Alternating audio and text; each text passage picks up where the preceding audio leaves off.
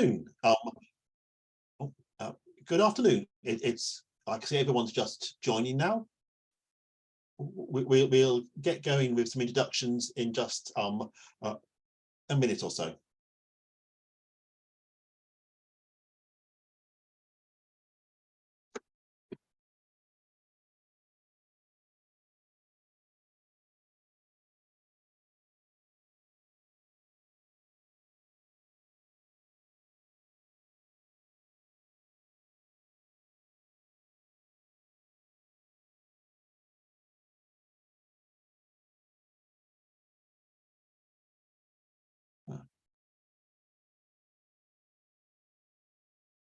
Okay, I think we should start this afternoon's proceedings. It's a great pleasure to welcome you all here to this joint Supersolar and ATIP symposium on challenges for indoor photovoltaic technologies. We have, this is co-chaired by myself and by David Livesey, and David Livesey will be chairing the second half of this symposium. We have a fantastic set of speakers, which I hope will give some insights across the spectrum of opportunity and challenge for indoor photovoltaics. You can see the program there. It's quite a tight schedule, so most speakers will be limited to 15 minutes, and then we'll have 2 minutes for questions after each talk. For the questions, please put them in the Q&A function on Zoom. I've just got a few slides to introduce things. So first of all, to introduce Supersolar, which I think many of you will know much about, but it's our UK network bringing together researchers in the solar space with 750 members. Do sign up if you're interested. There are many activities which are organised by Supersolar. There's also, particularly usefully, a conference fund, particularly to support postgraduate and postdoctoral researchers in order to attend meetings. So that's an added incentive to make sure you've signed up to Supersolar. Though you need to make sure that events have happened before the end of June to get money from the network.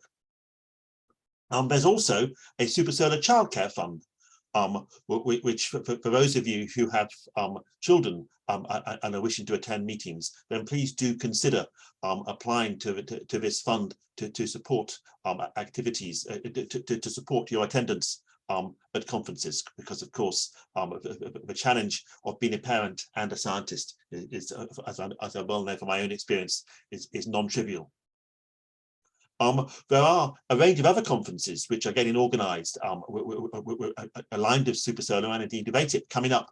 The first one is this New Horizons in PV using organic materials in March. If you're interested, then please do sign up through the Supersolar website, and you can see lots of exciting speakers there today. Following that, there's a research methods for solar a meeting which is organised in April. Again, if you're interested, sign up through the Supersolar website. You can see again, we've got an exciting list of speakers for that meeting. Then more broadly, there's the PVSat and Supersolar conference in June, which I do strongly encourage you to attend. And of course, also you can think about applying for funding to attend that meeting. Chris told me I'd say something else about that, but I've forgotten what that was. I hope I said the right things. I think the thing I wanted you to draw your attention to, James, was it's only £200 for a student attendance, which is yes. So if you're a student, then it's cheap to attend, which is wonderful. Very good. This is a conference which is not so cheap to attend, but also has lots of exciting speakers. It's a conference in London in June, which is not directly a Supersolar conference, but we thought we ought to highlight that to you because it's got a lot of excellent international speakers attending that conference. And then there's also the perovskite solar cell conference in September in Oxford. And again, there's a link there to that for those of you who are interested. So there's lots of opportunities for both online and in-person meetings. Of course, those last 3 meetings are all in person for those of you who are interested in photovoltaics in the UK. I hope you find that useful. Just some thoughts. Going forwards, Just to point out who ATIP is, which is the co-sponsor of this particular meeting, which is a joint Super Solar ATIP meeting. ATIP is a program grant focused on integrated photovoltaics. It brings together Imperial, Swansea and Oxford and a collection of industrial and governmental organisations. You can see the various names of people involved. There's a link there. If you just type ATIP program grant, you'll find it, or you can see the link in Swansea, and you can also contact Sylvia if you are interested. This is a project which is focused primarily on organic and perovskite solar cells, and it's been looking at a different range of applications. And one of those applications it's now focusing very much on is indoor, the potential for organic and perovskite solar cells for indoor applications. And of course, this is a key theme of the meeting today. So that was my very brief introduction. David, have I missed anything I should have said? I don't hear anything from David, so I'm going to. I think you got everything, James. Wonderful. Then I know that was quite speedy, but we don't want it to take too long. I'm delighted to invite our first invited speaker, which is Marina Freitag from Newcastle University, who's going to talk about diffuse light to structured information. I thought she was going to talk about dye-sensitized solar cells or zombie cells. Perhaps you are, Marina, anyhow, but the title is intriguing. Over to you, Marina. Thank you very much for joining us today. So I've now got to stop sharing. Thank you very much for the kind introduction. I wouldn't worry, there will be a lot of dye-sensitized solar cells. So unlike the program grant you have, I don't have perovskites or OPVs in there. So one of the key features in my research group, let's say this way, is that we specifically develop charge transport materials. I think because I'm a chemist, this is my, let's say, key strengths. What we also do is to use dye-sensitized solar cells as a wonderful playground for us, specifically for ambient applications. And more recently, we also started developing our own smart autonomous IoT systems.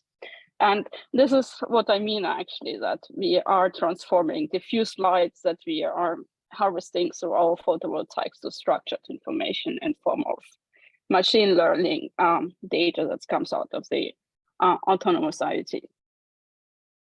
So far the progress has been quite good. I would say we go from 29 to 40% nowadays in our labs, and I mean not just small lab scale cells, or this, it's more size that you actually can power devices with this. I would like to remind the audience that I'm not breaking any shock quasar limits here. The efficiencies are, of course, towards indoors light spectra. Just to remind you what kind of energy space or light space we are talking about.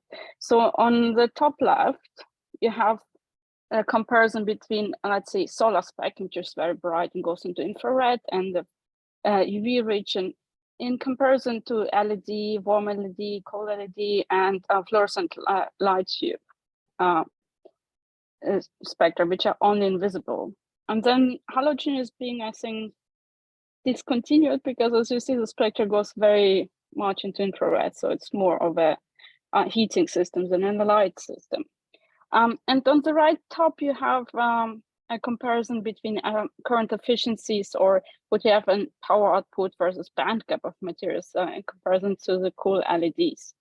I specifically chose to show data actually which is being correctly measured, let's say this way. People report big solar cells in terms of above 1 square centimeters and really are careful with the measuring the power input. So another thing to consider is that what is actually light intensity in indoor, and a good measure, it starts between 1000 lux, which is a very well lit room, let's say this way. And the intensity corresponds to about 1% of the sun, so it is very low light intensity. So which has a very much impact on how much energy you actually have available in these environments. Another thing is, if you want to power devices, such as within the IoT family, you have to consider that the most energy consuming part of them is actually the communication. So I have the graph on the right. considering all the different communication protocols and how much energy they actually consume. And if you have a slight idea, you can see that most of this is actually quite feasible to power with indoor available light. So, and the technology I'm working on is actually dye-sensitized solar cell. It started as a photogalvanic cell by Gary Shaw, but he just used, let's say, a single crystal system of zinc oxide first, which was sensitized with a dye. But he was able to show that if you excite this dye, it was able to inject an electron across a conduction band. Of course, it's just a monolayer of a dye, so the absorption of the system was very, very low. And then he had a very talented postdoc who then introduced a more sophisticated system by introducing a mesoporous titanium dioxide, which increased the surface area for the dye absorption 1,000 times. So I think the initial values are even already a 7% efficiency. That's why it's one of the most cited papers nowadays. What we need to consider is that this material between the redox mediator is really very much responsible for transporting charging between the electrodes. And there has been very little attention to this. And here you have a comparison of materials, because this, I would say this technology is very sustainable. It uses mostly nowadays sustainable materials. So nowadays we don't no longer use ruthenium complexes. It's organic dyes. They're much more efficient, stable, and have a high extinction coefficient. And then I introduced copper coordination complexes as a redox mediator. So they are very much capable of having very fast and very efficient charge transport and regeneration of this dye in the system. So the only thing that's really remained throughout the, let's say, 30 years of dye-sensitized solar cells exists the titanium dioxide nanoparticle. So when we first introduced the redox mediators, we developed a series of different coordination complexes. And you see that there's no big difference between them. It's because we can't do much in the coordination sphere without impacting the diffusion through the mesoporous layer. So we need to keep the ligands small. We need to keep the metal groups there in order to freeze the coordination to enable very fast charge transport. So because we reduce the reorganization. So, but nevertheless, we were able to have a small library of redox potential to study. So what we got out of it is a very high open circuit voltage, so operating voltage in the solar cell, because we are regenerating the dye really on.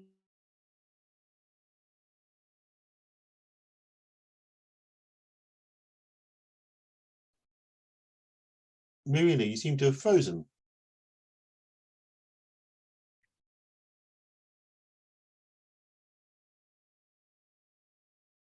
Oh, I've frozen.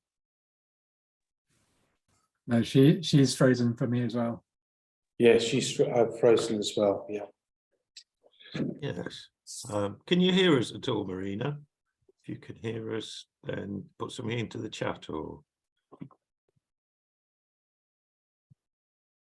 The challenges of online meetings. Yeah, this is an interesting one. I'm just going to send her an email to say that she's. Very sorry. Oh, she's back. She's back. I'm back. You froze. When did it? Do you remember when did it stop working? I'm very sorry for that. I was there. Right there, perfect. So I caught it earlier on. That's perfect. So it's very important to keep your coordination in place in order to minimize the reorganization energy. So this is a little sneak peek because I'm still praying to the referees that they will accept our paper. We specifically started modifying our electrolyte composition towards low light applications because the movement of ions and the way the solar cell actually behaves is very different in such low light intensities. Now the development was the introduction of dimeric copper mediators, where we have really dynamic switching between dimers and monomers. And this helped us to first increase the charge transport, as well as lower the recombination within the solar cells. It's a very interesting system because the monomer is and the dimeric system is basically a 2-electron charge transport system, which is very unique in our solar cells. But I really hope that throughout the presentation, I can show you that materials development is actually very important to really impact the device functionality. And I started doing indoor ambient photovoltaics when I have read this paper because it questioned actually the sustainability or the energy gains through implementing of Internet of Things in our environments. Because all of these devices, and there will be tens of billions of them very soon, are mostly implemented indoors, 70% of them, and they all need energy. So is this really truly sustainable? Will this really help us to be more energy efficient? And I found that PV is always a solution for everything anyway. So, and one of the aspects I would like really you to pay attention is the way we report our efficiencies or how we report how well our solar cells perform, because there is still no consensus. So I'm working with some people on considering at least to have a very clear guidance on how to report your data. So from light source to light intensity to illuminance. For example, in my labs, we measure this power input directly at the solar cell level with a calibrated spectrometer. So we always know exactly how much energy actually arrives or how much light arrives at our solar cell. We use a black box with diffuser plate to have a very specific solid angle for illumination. I think some of these aspects are very important. We use math, we record hysteresis behavior because surprisingly at this light intensity, dye-sensitized solar cells do have a very strong hysteresis. But generally I would ask everybody to just report everything. Our supporting information is usually very extensive, and I think this is very important to see where's the conditions where you measured it. I think it's very important to stay with different light sources because ambient conditions can vary quite a bit. And I started to introduce indoor dye-sensitized solar cells with my early postdoc work, where we specifically matched 2 dyes towards the emission spectrum of fluorescent light tubes. So there are 2 organic dyes, and they've matched energetically very well with the copper complexes. And indeed, we were already out competing my favorite solar cell, actually, which is gallium arsenide. Sad, but it's just, this is where it shows us the band gap really, or the absorption properties of your solar cell are very important. Gallium arsenide has a perfect band gap for solar radiation. It's just not perfect for ambient light conditions. And another very important aspect if you do develop ambient photovoltaics is, of course, stability. And you have to consider your deployment scenario. So there would be no way we would ever deploy liquid electrified dye-sensitized solar cells in indoors, right? But happily, we had another discovery that when our solar cells die, which means if they dry out, they become actually more efficient because the copper complexes we use become a very efficient whole transport material. We have a switch between charge transport between ionic to electronic in this transition. Zombies don't look as scary as you would think. So we usually make our solar cells about 48 square centimeters in E-rate in order to power actually our IT devices on the end. You see A is when we just have as a photo node and then we introduce the electrolyte, it dries out. It doesn't look pretty, neither do any zombies, but they're very efficient. And one of the aspects how we move forward from the initial work is actually to really control our surface with 2 different dyes. We have a big monster dye, how I call it X51. Its excitation coefficient is fantastic. It's over 90,000. Perfectly matched for indoor light. And then we introduced a very well-known old dye, which is the L1, which is our little naked guy because it has no protective groups, but they fit perfectly on the surface preventing the copper complexes to recombine with the semiconductor below. So this is how we reached 34%. So we closed up another recombination pathways. It's not perfect yet. 34%.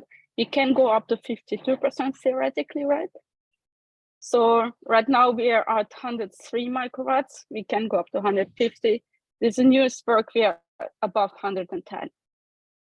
And we use the solar cells actually directly to self-developed IoT devices, actually, where we removed some parts which are just energetically intensive and unnecessary. And we still had enough energy left to implement artificial neural networks on device. And I think this makes sense because if you can pre-compute, if you can do edge computing on devices, it will reduce the number of devices, and you also don't need data storage, which is another very energy-intensive process. I worked with some very talented people from Technical University of Munich, and auch Richard Zocher, who is one of the leading people in artificial intelligence and natural language processing. So he really helped us to develop more energy efficient algorithms behind our machine learning training programs. So, and we found out that for computing, you just need millijoules per inference. You need a bit more to train your neural network. 150 joules corresponds very much to, let's say, 64 square centimeter indoor photovoltaic, which is about the size of your smartphone, and 24 hours of illumination. We are able to complement this with several sensor systems, and we use our indoor simulator basically to switch lights on and off in 8 hours parts, and you can see that you switch light off, the system slowly goes to sleep mode and wakes up as soon as the lights are back on. So as soon as the humans are back in, this is where it's also most interesting for the IoT devices to be functional, right? So we also compared this to actually, can you really compensate nicely with batteries? And yes, you can. So in order to compensate for a AA battery, which would be the most, let's say, higher power system, you just need about 2 weeks actually of indoor light. This is enough. Smaller batteries, less time. And our newest work, and please, if there are referees, please be kind. Again, we developed a system that's IoTs recognize a deployment scenario. So, for example, in a factory, you would have a continuous light. In office, you have small turn-off times, right? In a home, you have a mix of different light intensities and different light sources. And our systems now recognize which kind of deployment scenarios it is and optimize their own consumption of energy. So they can predict how much computational power they actually have throughout the days. So this looks very much like this. This was possible through more efficient solar cells and photovoltaics, forgive me. And so actually also development of IoT and machine learning in the back. So I hope I could convince you that indeed materials development, engineering, and computational development hang together for a bit more sustainable development. And we can also show this to children, actually, because we developed a little IoT device that can be powered by battery-based solar cells. And if you press a big red button, you can actually print a sticker which goes directly to your solar cell, tweeting it. Forgive me, James, but even James Duran can do very good, very solar cells, and press a big red button. It was a fantastic experience for all of us, wasn't it? Yeah. All the information available open source. Even my children can make those IoT devices, so please go ahead and do it. Yeah. Thank you very much. Thank you very much, Marina. Apart from showing a terrible photo at the end there, it was a lovely photo. That's a great way to start the workshop. If people have questions, please put them into the question and answers panel you should see at the bottom of your screen. Because I'm afraid unless you're on the panel yourself, then we won't be able to hear you. I'm just going to kick off with a question, and then I'll go on to the question and answer ones. I see they're starting to appear. So I'm quite impressed that your dye cells are so efficient, and in indoor conditions, they appear to have a higher performance than organic or perovskite or gallium arsenide or silicon. Yes. Why is there any scientific reason why dye cells are more efficient than, for example, organic cells or perovskite cells? Because both organic and perovskite cells, you can tune the band gap. And so I don't see, clearly they are very efficient, but why are they so efficient compared to other technologies? I have heard this question a lot, so I'm trying to, I think there are many aspects. So first of all is dye sensitized solar cells are not so good in outdoors because we do have a dye sensitized solar cells are freaking slow, right? In terms of how they react to light, they're very slow, but this doesn't matter so much in indoor conditions, right? So the next thing is if you take a look on the spectra of the indoor light sources, they're not always just one broad maxima, with the exception of some of the LED systems. But fluorescent light tubes, you really have to actually match different band gaps maybe in one. Another thing is we really worked hard on actually to optimize the device structure. So nowadays we are at minimum space between the electrodes, so we have direct contact. So because we used PDOS as a counter electrode, it's no longer carbon or it's no longer platinum. It's a whole selective material. We can directly let the titanium dioxide touch basically the counter electrode. It's one aspect. We optimized also the electrolyte nowadays. So I think all of those aspects together, including that we specifically took a look at killing of the combination pathways for ambient conditions is another aspect. And I suspect perovskites and OPVs will get there. Thank you, Marina. There's now lots of questions in the chat. I just start at the top, because I first come, first served. Did you do your electrolyte drying in a glove box or in ambient, and does it matter? No, it doesn't. The only thing that really matters is actually a bit more of time and temperature, actually, because it's very important that the materials becomes amorphous. If you expedite the system, the crystallization is actually works against the charge transport. We have tried many things. We are working on hot zombies where we try to really speed up this process through temperature. It's not as easy, actually. So that's somehow we managed to have optimal conditions. What we do is when we are zombified our solar cells, we put them in vacuum to ensure that all solvent is gone. So that was a question from Fatima Santos. There's a question from Robert Hoy saying you gave a very nice talk. And do you envisage these dye cells for indoor photovoltaics being commercialized or manufactured in the future? And I imagine you meant when. I don't think I can. I have to imagine this. There's already a company, Rico, which is implementing similar materials to mine, including the same dye of the same charge transport materials in Japan, and they are commercially available. So you can order them if you like. I have a couple of them in my office. They're absolutely beautiful. There's also a company that received a tremendous amount of funding nowadays. I think they got $60 million just recently in the US and the East Coast. Specifically for dyes. To shut you off there and shut off the discussion. There's at least 15 questions for you to answer in the chat, which I would encourage you to answer, Marina, hopefully before the end of this symposium. So you haven't finished your job yet. You've got an awful lot of questions to answer, if that's okay. But I think we should thank you there.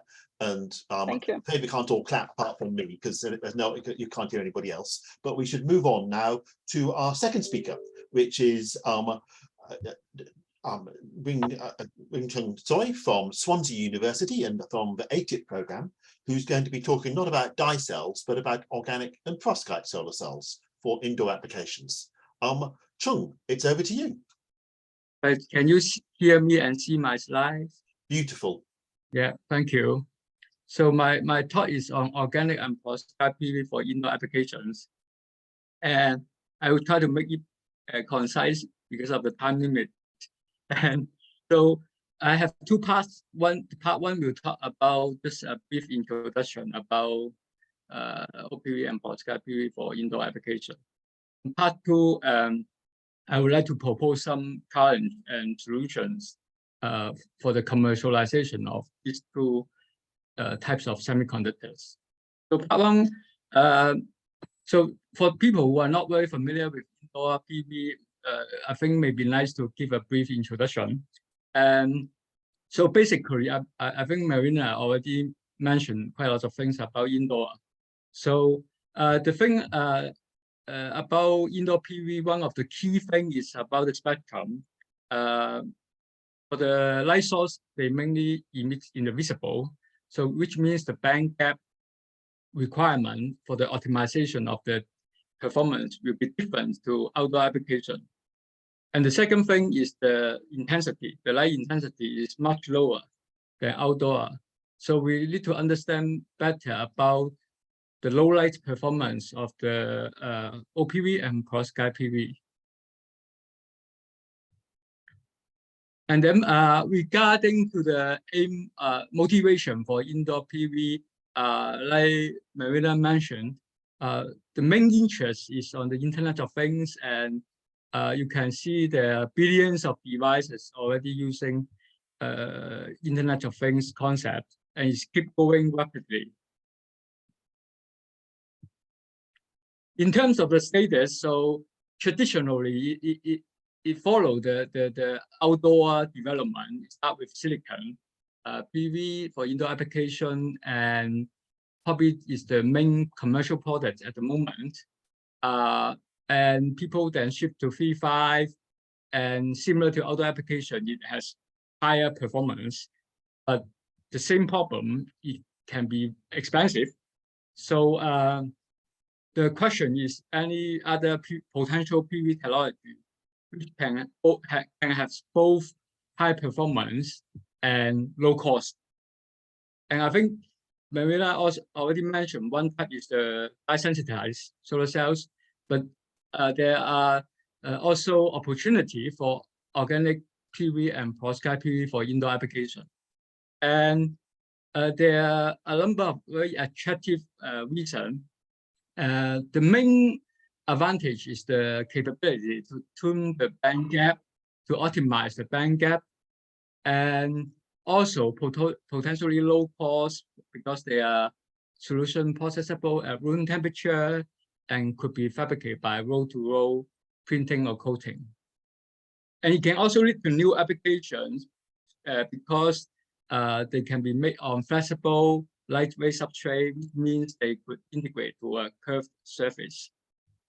And another important thing is about the stability requirement should be much less strict compared with outdoor because the light do not contain UV photons, much lower light intensity, temperature should be lower, humidity in well-controlled rooms should be lower than outdoor.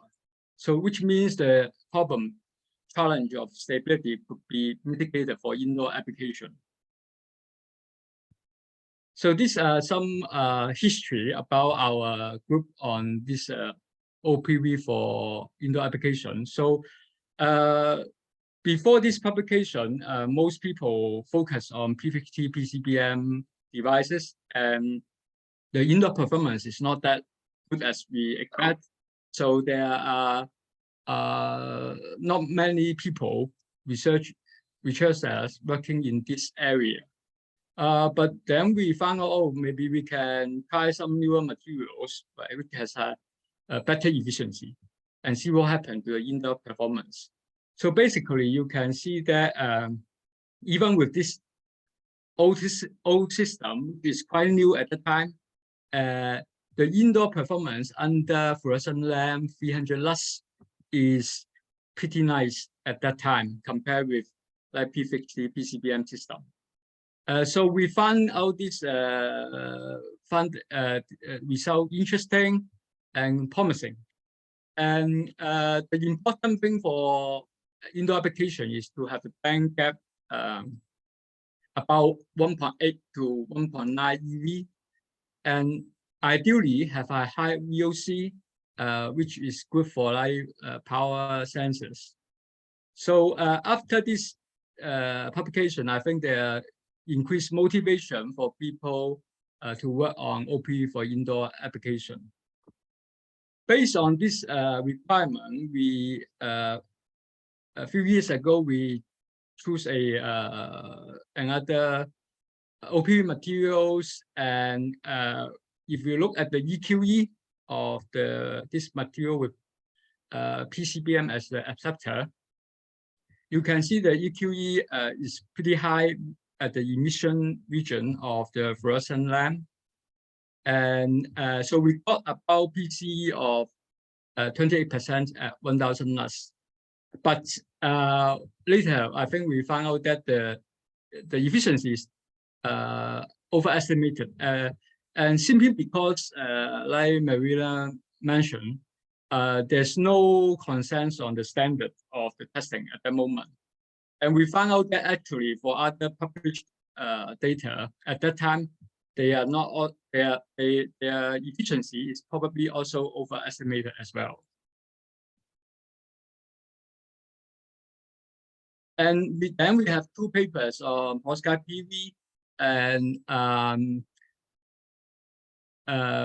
sorry, before I forget, for the OPV, latest PCE under 1000 lux is over 30%. So this is the latest. So now I can move to perovskite PV. And so in this paper, we study the different device architecture, including mesoporous, conventional structure, inverted structure, and carbon-based perovskite PV. And the conclusion is that we found out that for all this device architecture, the performance is pretty good. Probably over 25% to over 30%. And it's highly depend on the whole transporting layer. And carbon cell could be very promising. The efficiency is not that good compared with other device architecture, but they can be fabricated by scalable method in low cost, and they are expected to have very high stability. And so if you look at this current density versus voltage figure, this is the performance for all types of solar cells. But if you go to 1000 lux, you can see some device which perform quite well under one sun actually perform very bad under indoor light. And we think mainly due to the leakage current, which is more important for indoor low light condition.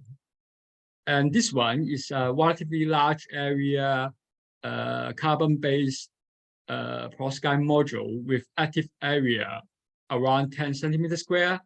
And I think the efficiency is over 20%, which is under 1000 lux, which is pretty nice, promising for this potentially low-cost, scalable, stable type of perovskite solar cells. So I want to spend more time on the possible challenges and directions because this webinar is about addressing the challenge. So I'm thinking about the possible challenge and possible direction. So I think the main question is about what are the requirements for commercialization, right? Actually, the latest PC for perovskite under 1000 lux is over 40%, but I'm not sure if they are accurate, right? But published. And so I think OPV and perovskite PV have room, like dye-sensitized solar cell or PV cell, for these emergent applications. So first of all, I think the PCE or the power density is important. And most people report the efficiency at 1000 lux and 200 lux. But for my colleague, we understand that in some situation, it could be pretty low light level, maybe 50 lux. And at that low level, the leakage current will be even more important. And also is indoor light are more like diffuse light, and we also need to consider light soaking effect. So the light intensity is very low. So is the light soaking, if the ETL light soaking, is the light intensity under indoor sufficient?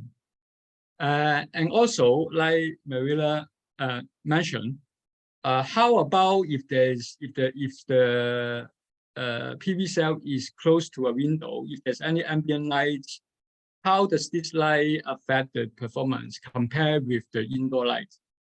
So I think some direction may be to have real life test. Just put the PV cell at a specific location and see what happens. And maybe the direction of thicker active layer, which can reduce the leakage current and also more favorable for scaling up. And stability, the second parameter, very rare studies that simply because people are focusing on keep increasing the power conversion efficiency. And also, how about the standard? Do we have a standard to test the stability light for PCE measurement, right? So how about the accelerated test? We use a one-sun equivalent white LED as the light source for accelerated test, and is it accurate in terms of dose? And I think the other direction is the real life test. So to see how stable is it under real life condition. It's just like outdoor stability study. People put outdoor. And scalability, there are not many studies about this for indoor application. So if we work on plastic substrates, we want to have it all printed and coated. How does it affect the indoor performance, such as compare with outdoor? There's almost no study, maybe a couple of publications on it. And cost. So I think for indoor application, we need even lower cost compared with outdoor because the PV cell generate much less power. Right? And the main factor is the TCO electrode, and for OPV is the OPV materials. So I propose that maybe it will be useful to have a cost analysis for indoor application, like for outdoor application. So we can know what cost is required. And also the lower cost photo electrode will be favorable, and maybe there's less strict requirement compared with outdoor application in terms of resistance. And for OPV, I think one of the challenge is we need scalable OPV materials. So not only if the performance is good, but also the cost. Right? So this will be important as well. And in terms of toxicity, green solvent, right? There are not many studies about using green solvent for OPV for indoor application, or non-toxic solvent for perovskite fabrication for indoor application. And the other question is, we know people are concerned of lead for perovskite for outdoor application. How about for indoor application, which the cell won't directly contact the ring, right? Will it be matter? And if it's still important, we may need to go to lead-free and maybe bismuth or any lead-free perovskite which absorb in the visible range will be more appropriate for indoor application. Chung, you have 1 minute. Yeah, thank you. Nearly done.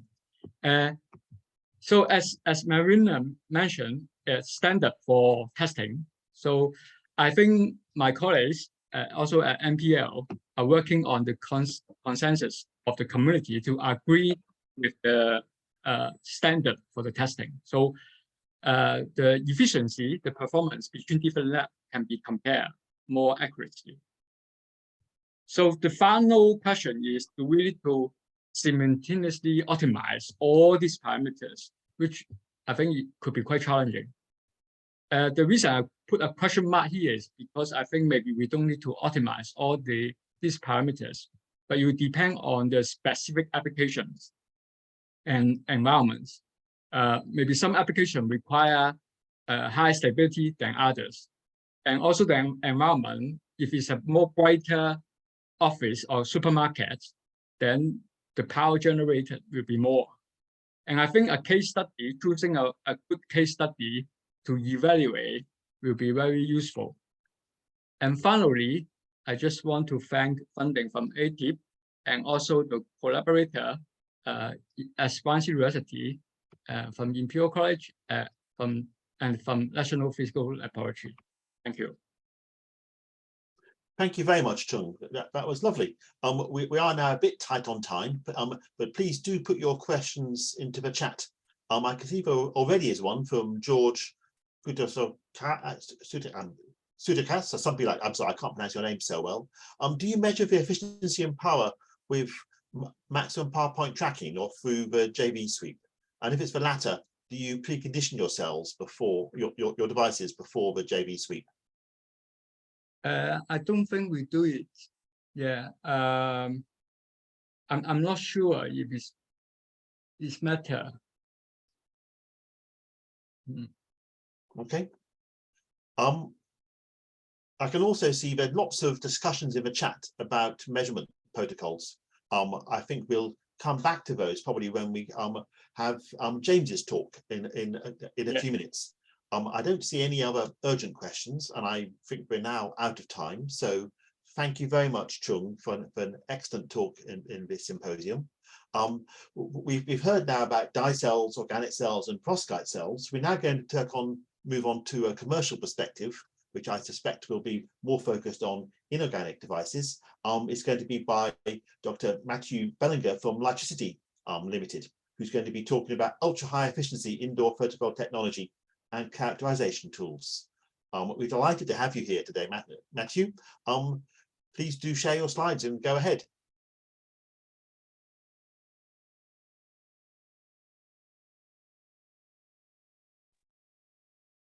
Thank you. Hopefully you can see my slides. Yes, perfect. Okay, brilliant. Thank you. So I'm not doctor, actually. I'm only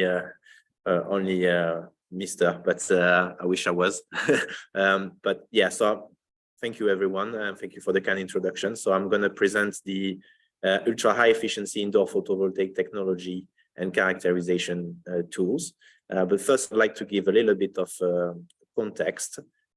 So you may have heard that there are basically billions of IoT devices currently being used and being developed. So that basically, most of them will require either primary batteries or wires. And you can see here on the table on the right, this sort of different assumptions in terms of the numbers of devices that would be assets that will need to be monitored. So if we take an average assumption of 50 billion assets there, that you can see that this will require basically tens of millions of battery changes every day, basically. So that's makes it very cumbersome and very unpractical, both from the commercial aspects and also from the environmental aspects. So there's an opportunity, and the market needs a sustainable, scalable, and affordable sort of sensor solution there, IoT sensor solution. And for that, the small size and indoor PV efficiency would be key requirements so that they can be integrated within existing products and future products. So there's currently no real acceptable solution in the market, and this is why Lightricity, we've developed what we believe is a key solution to the future of the IoT. So this is a comparison of the various commercially available indoor photovoltaic technologies on the macro scale devices. Again, there will be some laboratory results that have been presented today well above that, but we're concentrating here on commercially available solutions. And here you can see the power output per centimeter square, so in microwatt per centimeter square for various types of technologies. And basically what we found is that our technology can produce between 3 to 6 times more power basic per unit area. And again, that's not just active power area, that's sort of a total power area, taking into account electrodes and so on. And so why we can achieve that is because we have basically a very high purity inorganic material that has been tuned for indoor sort of light there. We have a sort of a scalable manufacturing process to produce those. And they're also easier to integrate because they actually have a higher voltage output than some of the silicon, for example, alternative there. So the idea is that you can use basically indoor photovoltaics to replace batteries. And here we show some equivalence of, with 1 centimeter square of electricity PV, how many sort of batteries equivalent that will be generated over a 10 years lifetime at 1,000 lux of illumination. And you can see that that would be equivalent to about 5 AAA batteries or also 15 point cell batteries. So obviously it depends on what you are trying to compare it with, but show also some indication of the volume here taken by each of the different solutions. And you can see that both the volume and weight would be much lower for using basically PV there than batteries. And that's especially true by a factor, I guess, at least ×3 for electricity PV there. So the advantages of the PV would be to have a lower cost of ownership, because not only you're saving the cost of the batteries, which are actually not that expensive, but mostly you're saving the cost of maintenance of those batteries. And that would be what would be the key limitation of deployment of IoT devices in the future. The lower weight will also enable integration into any kinds of products, regardless of the size. So similar with the sort of dimensions of the PV, that ideally should be some tunable or to address different kinds of markets. And importantly, the carbon footprint versus batteries is quite important. So this is a sort of an independent study that we have sort of contracted here to look into the carbon footprint of the our PV components versus, so including the power management versus a AAA battery or point cell batteries. And you can see that after basically one battery sort of a change there, after 1 year, you are already sort of gaining by using a battery, and that over the years, that obviously difference becomes incredibly high. So with an order of magnitude more savings basically in terms of carbon footprint when you compare it to the primary battery option. So that's a key sort of thing to take into account. So now if we're talking about the characterization of those indoor PV devices, so it's been mentioned in the previous talks that this is quite difficult to do so.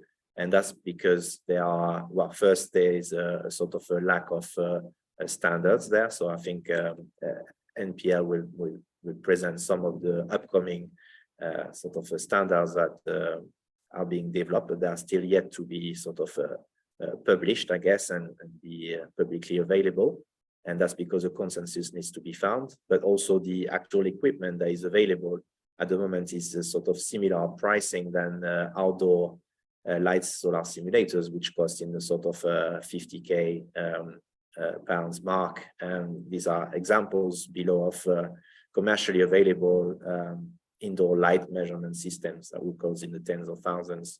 So, which is why also at Electricity, we've looked into that and started developing what we call a light box, which is an indoor light simulator that is basically was designed to be calibrated to provide an accurate performance of the solar cells and solar power device under various types of indoor lights. And the way it works is basically you have a sort of a dark box there that is modular, so you can replace the top LED face by different LED lights, so with different CCT, so color temperatures, or different color rendering index, so CRI, and that way you can emulate any sort of indoor environment. And importantly, you can control the light intensity between 0 lux to 50,000 of lux, so you can cover also the different lighting scenarios that you would encounter in the field. So the light box can interface with a sort of standard source meters there. So quoted some brands there, but it's not limited. So anything that work with Skippy commands really. And that's for the actual current voltage measurements. And there's some temperature monitoring there inside. And importantly, we developed that as a low-cost tool. So that costs about an order of magnitude less than existing solutions. To have something that costs in the thousands instead of costing in the sort of tens of thousands. So that's quite important in order to make it sort of affordable to the community as well. So we've worked with NPL there to make sure that this sort of light box can be compatible with the sort of emerging measurement standards as well. So both looking into the uniformity aspects, reference sort of intensity spectrum. So here's a list on the table of all the light faces that can be available, for example, and with 5,000 highlighted in red, which could be a sort of a reference used for the indoor light measurements. And there's also a lot of work that needs to be done on the reference cell, so calibrated cell where the spectral response is basically known, and a highly stable cell is required. So again, the stability of the material is key, because you don't want the solar cell to work very well just as a one-off, but it needs to perform over the years as well, and as many years as possible. So in our case, we will target basically decades of lifetime with an expected lifetime of the PV over 20 years. So importantly, the light box can, as I said, is modular, so it will be it will evolve over time and kind of follow the future measurement in standard. So this is some examples of measurement that was done at NPL, therefore during a A4I project with them, where we show the sort of uniformity of both versions of the light box. So the standard version on the left and the XL version, which is about 20 by 20 centimeter sort of light boxes here. And you can see the light uniformity is basically within 95% on the sample plane there. And that's important because obviously you want it to be as high as possible to provide an accurate measurement. And that has been achieved through optimization of the design of the light box itself. And we're also looking into other aspects, including the reference and the angular corrections as well, which will be key to improve even further the measurement uncertainty. So this is an example of the actual, I guess, performance parameters that can be looked at. So we have developed obviously a software that can interface with the light box, and that's basically collect all the data, interface with the source meter, and acquire the current voltage curve and the various illumination levels. So there's different routines. You can take only a single sample, or you can take multi-samples, or do some lux sweep measurement, which will be basically looking into different light levels and different power levels. So this is basically an example here of what you would get for 100 lux to 1,000 lux for various types of PV cells. So EXL1 is a 1 centimeter square device, and EXL2 is about 2 centimeter square device. And on the bottom here is another example of how you can use the light box, so you can actually decouple the sample stage and test and put the upper part of the light box, which is basically where the light is being controlled, onto hot plates, for example, where you can also do some measurements. So this is what we show here is basically before and after reflow for the power versus lux here. I think that's it on my side. So thank you very much. If you have any questions. Thank you very much, Mathieu. That was excellent. And it's really interesting to see a company really trying to do something in this space. I can see there's already quite a few questions. I'll start off with Fatima. This question. Can you tell us how much, Fatima Santos, can you tell us how much a standard light box costs? Yes, so it would depend on the sort of light faces that will be fitted in, but basically it would be on around the sort of £4,000 to £5,000 there for the minimum sort of features there, and can go up for the larger light box to the sort of £9,000 depending on what will be fitted on the light box. I guess it's got a range of options, but happy to obviously discuss what you need. Thank you. Then Zaid Highmore has a question regarding the power output of electricity cells in comparison to batteries. Do the numbers include the energy cost of using power electronics to regulate the output voltage and trace the maximum power point?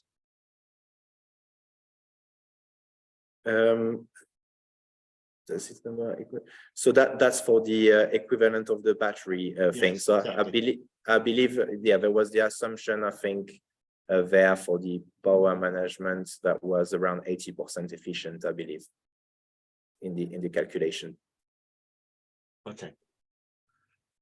And So obviously it depends on what you'll be using, but you have to make assumptions there.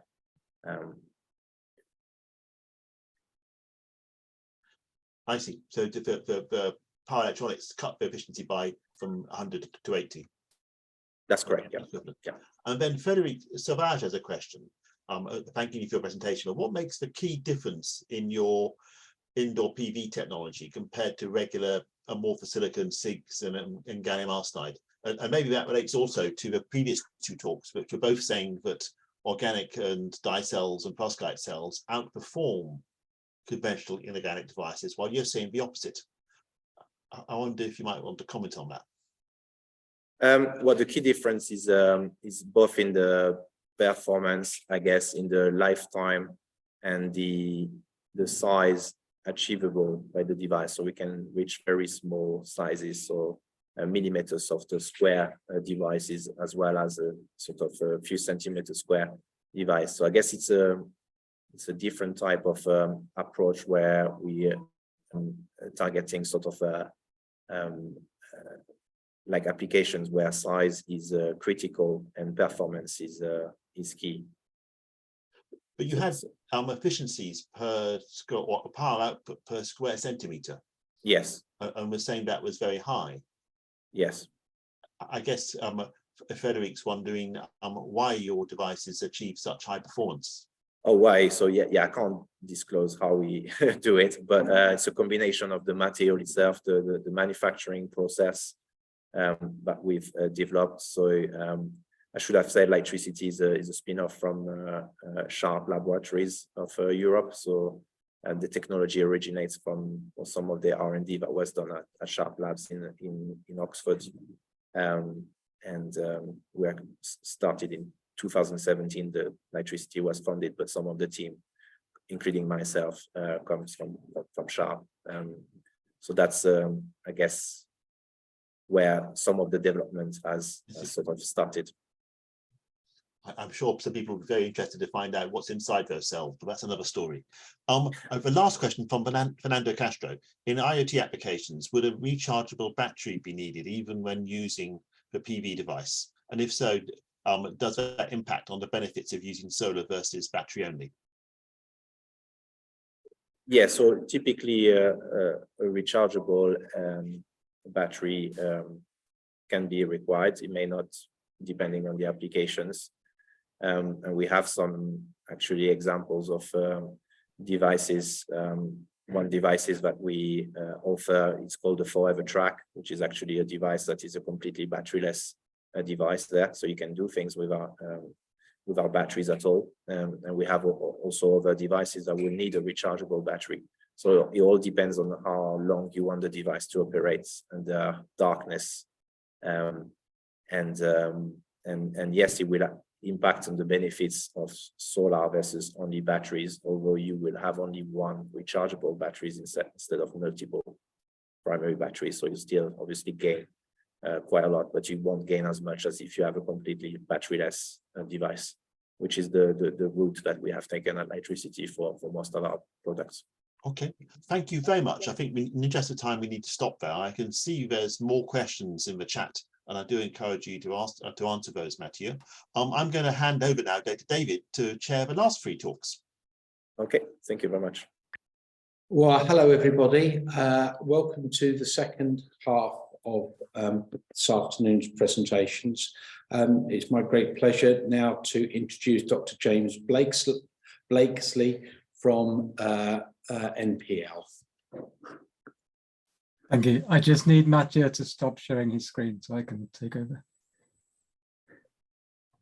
Thank you. So, James, I'll just come back in about a minute or so before your 15 minutes are allotted.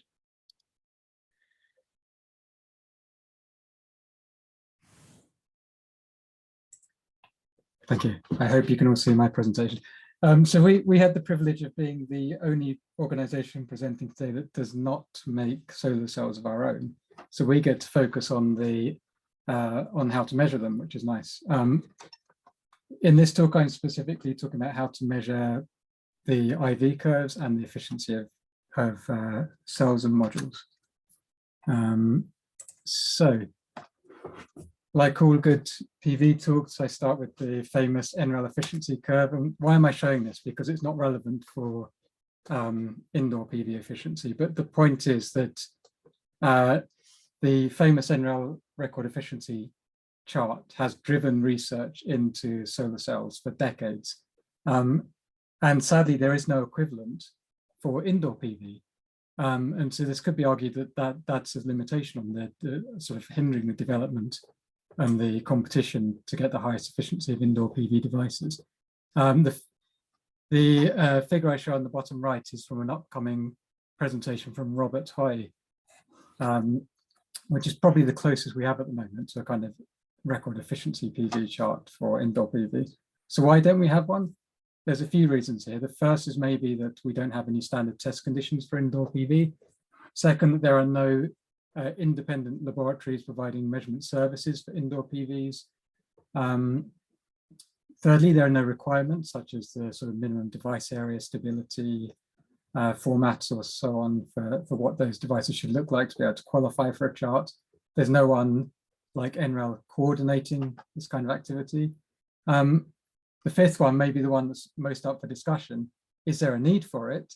Because the market for indoor PV is at the moment a lot smaller than the market for terrestrial solar photovoltaics, but that might not always be true. So perhaps we're getting to the point now, it's a tipping point where there is a need for an indoor champion efficiency chart. So I just jump quickly to metrological terms, which is the difference between radiometry and photometry. So radiometry is the measurement of the physical quantity of electromagnetic radiation. Photometry is the measurement of perceived light, and it's important not to get these two things confused. So our radiometric units are radiant flux in watts and irradiance in watts per square meter, and the equivalent in photometry is the amount of perceived light, which is the luminous flux in lumens, and the illuminance equivalent to irradiance, which is measured in lux. And to measure these different quantities, we need different devices. So on the left, you have a pyranometer, which measures irradiance. On the right, you have an illuminometer, which measures the amount of lux, it measures the illuminance. And in the center, you have something which is neither of those two, it's a reference cell. And this measures something which is the amount of the irradiance as seen by a PV device. And so this is what's really relevant to characterizing PV devices efficiency. It measures what we call the effective irradiance. And as we've already seen, the light levels indoors are generally about 1 to 4 orders of magnitude lower than the AM 1.5 standards for characterizing terrestrial solar PV. And so 1000 watts per square meter corresponds to something like 100,000 lux, whereas typical indoor light levels range from maybe 10,000 close to a sunny window, right the way down to something of the order of 50 lux in a kind of dimly lit living room at nighttime. The other thing that varies indoors is the light spectrum. So here I've plotted the spectral irradiance of the sun in green, so that's AM 1.5 standard lights, standard sunlight in green, and 3 different LEDs that we characterized in our laboratory. These are all white LEDs. 2 of them have the same color temperature, 4,500 Kelvin, yet you can see they're quite different to each other, even the ones with the same color temperature. And then you couple that to the fact that there's lots of different technologies that can be used for indoor PV, and they're all competing with each other at the moment. And importantly, they have different band gaps, and the position of the band gap is very important for determining the efficiency under different light spectra. So to get the short circuit current of any of these devices, you essentially have to multiply the spectral responsivity by the spectral irradiance and integrate that. And if you do that and then normalize it by the illuminance, you get a kind of response in terms of milliamps per lumen for those different devices.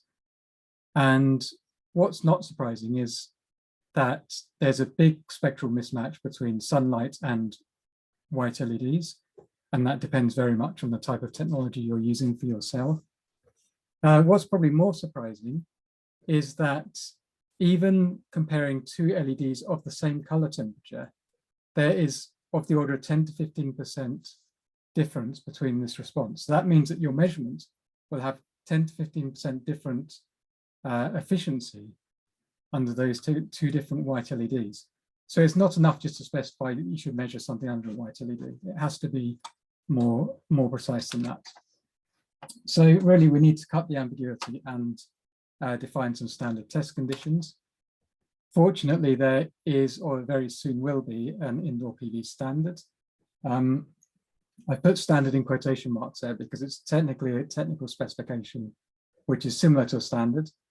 And what it does is it defines the conditions and requirements for measurement, primarily reducing the ambiguity in the definition of the quantity, and the quantity in this case is the power coming out of the device or the efficiency of the device.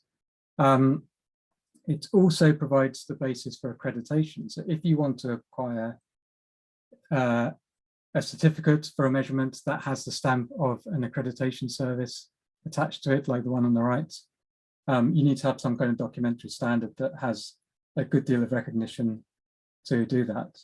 The main downside of international standards is that development is very slow. So work on this one began in October 2017. The reason it's very slow is because international consensus is needed, and that takes quite a long time. But at the moment, we're at the current stage where this standard is approved for publication. So it will shortly be made public, and you'll be able to see what's inside it in detail. The standard contains standard test conditions, specifications for light sources, and descriptions of measurement methods. So I'll just go through those briefly. There is a standard indoor light defined in here. It's COE LED B4, which is a white LED 5,100 Kelvin. There's also a fluorescent lamp in there as well, but I don't think that will be used by many people. There are 3 standard light levels used, equivalent to 1,000 lux, 200 lux, and 50 lux. And there's a classification scheme similar to the classification scheme for AM 1.5 solar simulators, which classifies light sources according to spectral coincidence, uniformity, and stability. There is no specification for collimation, and this is quite important. So that means that light sources can range from collimated, which gives you higher accuracy, to isotropic, which gives you maybe a more realistic simulation of real indoor light. And I'll just go through the sort of measurement procedure, because in getting accurate measurements, actually procedure is usually more important than equipment. There are 3 different methods. there's an illuminometer method, a reference cell method, and the spectroradiometer method. I'm just going to show you the reference cell method because this is probably going to be the most accessible and the most accurate of those three methods. So the procedure is quite simple. First, you set your light, you switch on your light source and stabilize it to approximately the correct light level using an illuminometer. You then measure your irradiance with a reference cell. References devices are really important. They're basically the key to accurate measurements. They need to be stable, linear. They need to be matched spectrally and with angular response to your device that's being tested, and they need to be accurately calibrated.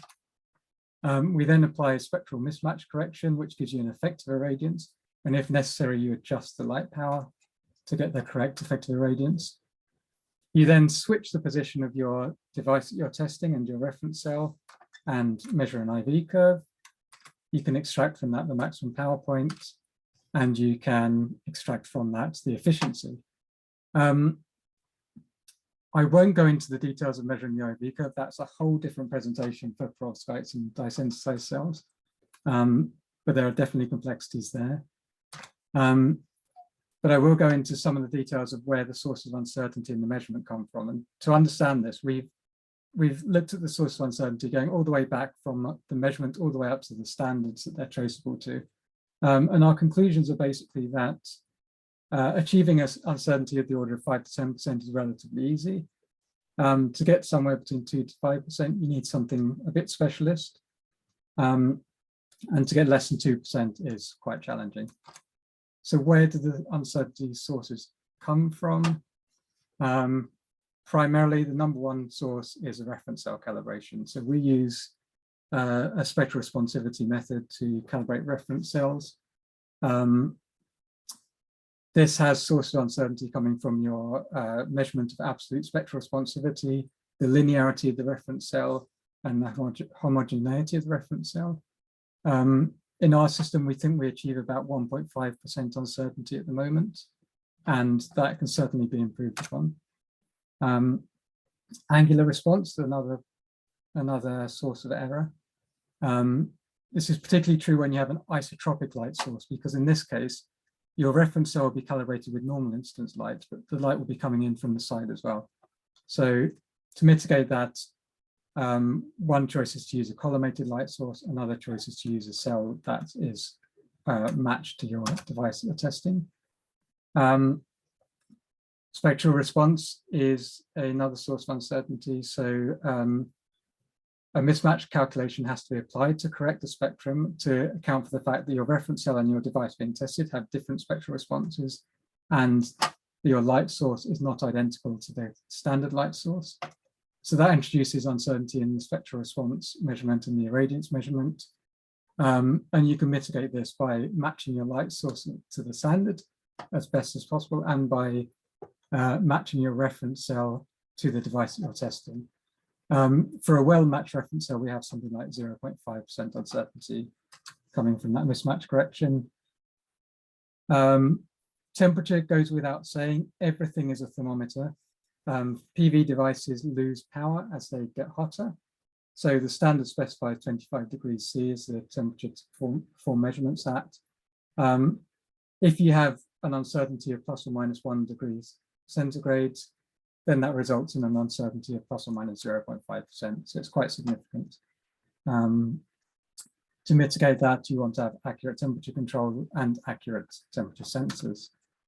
And the final source, final on this page, is the uniformity of the light source. It goes without saying that if your light source is not uniform, you'll have errors, especially if your reference cell and device you're testing are in different positions. So to mitigate that, you have to probably use large area light source, or try to condition your light source using combinations of diffusers and baffles. The final source of uncertainty comes from the light source itself. So to cover the light ranges from the light range of illuminance from 50 lux up to 1000 lux, you need to be able to control the amount of light coming out of the light source. The The most common method for controlling an LED light source is pulse width modulation, but the problem with that is it introduces this kind of very strong flicker to your light output. In addition to that, if you run at different output powers, the temperature of your LED is different, and this can lead to a spectral shift as you adjust the light level. So that either needs to be compensated for or removed from the measurement somehow. To reduce the flicker effect, you can use constant current light sources, but these are generally less efficient and hotter than pulse width modulation sources. And a result of that is that the spectral shift is increased in this case. So you will see increasing spectral mismatch errors. And also quite commonly, there's significant ripple as well in the output of these constant current sources. So another choice is to use a neutral density filter to attenuate the light source. This has limitation that you have quite coarse control over your light source output power. It also is mechanical, so you need to have some kind of moving parts in there. And neutral density filters are not that neutral density, they introduce spectral shift as well. You can avoid the spectral shift by using something called a mesh filter, but this also introduces stray light and scattered light in there. So another option is to instead vary the distance between your light source and your device that you're testing. The downside of this is that you need 5 times as much space and you're allowed to do it. So that's not always a practical option. So just finally to introduce the system that we're using to try to overcome some of those problems, and it's based on a multi-mirror device. So we published recently the use of this sort of device to measure the linearity of devices, but we're now adapting this for indoor PV measurements. The principle is that you use a digital multi-mirror device to sort of mechanically reduce the amount of light impinging on your surface, and this gives you a very linear output, linear compared to the number of pixels that are switched on in your DMD. So we think potentially this overcomes many of the problems on the previous page. I have to say it's still under development, so we don't know yet how well it compares, but we'll wait and see for that. So I just very briefly return to this question of why don't we have an NREL chart for indoor PV? I think we can safely cross out the first of that list. There are now standard test conditions. In terms of independent measurement services, so this is something we're working on. Within ATIP, we should be able to run some inter-comparisons between different systems and see if we get different results. And then there's a question of what sort of quality system we want to apply to this, whether it's ISO 9001 or 17025. Mostly, I think customers are interested in the logo that's attached rather than the quality control system behind it. And then for the third and fourth points, when enough people start using independent measurement services and publishing certificates, then it's quite likely there will be then a need to start publishing a kind of charts like the NREL one, and I think that will follow. And the need, I think that's up for debate, but maybe having an NREL type chart for indoor PV efficiency will in itself generate demand for that chart and competition. And so I will finish there, and thank you very much for listening. Thank you very much. Very interesting talk. We've got one question up on the chat, and I'm going to read it out. It's from Mark Spratt. Good work, James. Very much needed and good use. Good to see MPL leading on this. For the LED and fluorescent lamps used, does their spectrum change over time? How can you account for this if not using a spectroradiometer? Yeah, that's a really good question. I mean, yes, they do over time. So the biggest shift you see is as they change temperature, which is, you know, a relatively fast effect. They tend to stabilize their spectrum over a fairly short period. But then there is this kind of long-term effect. They're sort of rated for 10,000 hours or so of lifetime, but their spectrum will change over that time. I think the spectral stability is kind of comparable to the spectral stability of xenon lamps that is used in characterizing most ordinary PV devices, for terrestrial solar PV devices. And so the measurement challenge is kind of the same there, which is generally what you have to do is to re-qualify your light source, remeasure the spectral irradiance at intervals. And I'm guessing the interval for that is going to be something like every 1,000 hours, but we haven't really tested it yet. Okay, thank you. Can I ask a question? So if I went down to my local B&Q and just picked an LED lamp at essentially random, how closely do you think it would match your standard? That's a great question. So judging by those two white LEDs that I showed there, if you get something that's roughly the right color temperature, I would say you're going to be within about 10% of the right output. Okay. That's very helpful. That's a cheap way of building a simulator, isn't it? Okay, right. Okay, so I don't think there are any further questions. So I'm going to thank you again for oh, hang on. There is one. Sorry. We'll go. If we can do it quickly. Hi, James. Do you have any comments on the short circuit current comparison calculated from JV and external quantum efficiency under indoor?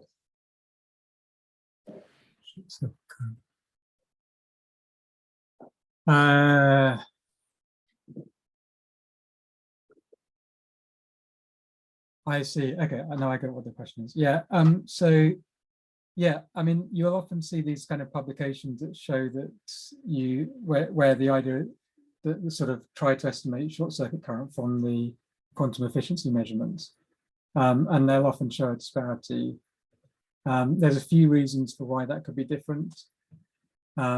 Firstly, there's measurement error in the spectral response or EQE measurement. Secondly, there's spectral mismatch between your light source and what you think your light source is.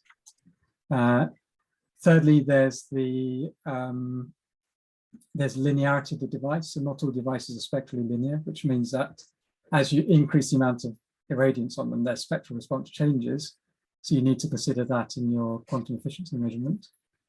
And I'll say the fourth one is temperature, which is that particularly if you're using AM 1.5, your cell temperature will be hotter than it is in your EQE measurement. And that will have quite an influence on that spectral response. So yeah, that's my summary of those sources of error. Okay, thank you very much. Well, thanks again for your presentation. Thank you. And we need to move on. So our next talk is by Dr. Lethi Krishnan Jagadama, who is a UKRI Future Leaders Fellow at University of St Andrews. And delighted to have you with us today, Lethi, and it's over to you.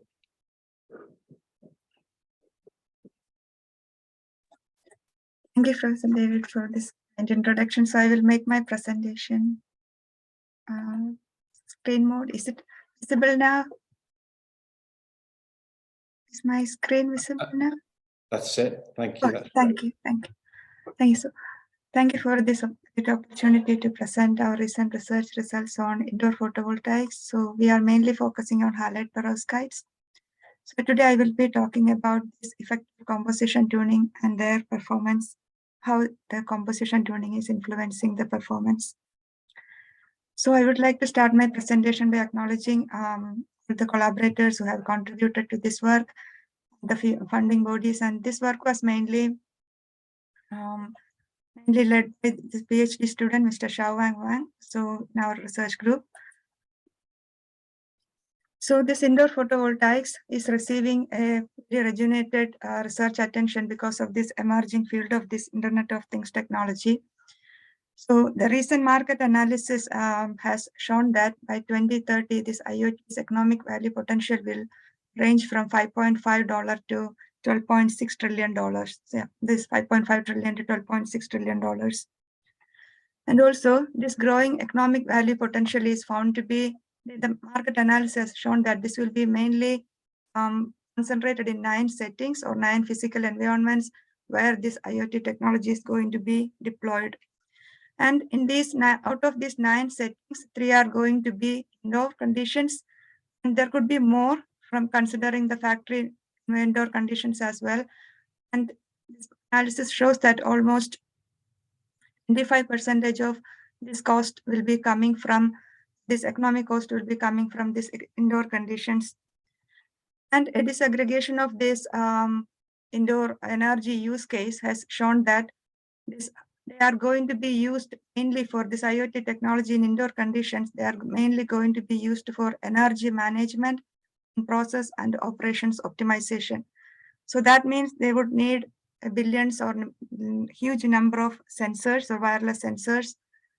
And again, this recent market analysis has shown that by 2030, there would be around 30 billion connected devices or a similar number of wireless sensors.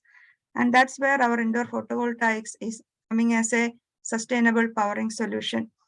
And this is a very feasible solution because inside the buildings, we have this power density available in the range of from 50 to 600 microwatt per centimeter square.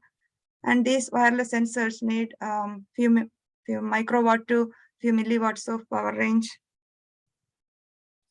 So in our group, we are mainly focusing on this halide perovskite based indoor photovoltaics because of their band gap tunability and of their high performance under one sun and also their easy processability. So in our group, we are mainly focusing on different aspects of this indoor PV, such as band gap tuning and interface engineering to improve their efficiency and trying to understand the device physics of this halide perovskite in terms of indoor light harvesting. For example, what the hysteresis properties are varying for different device architectures, for different active layer composition, and how it changes from one sun to indoor condition.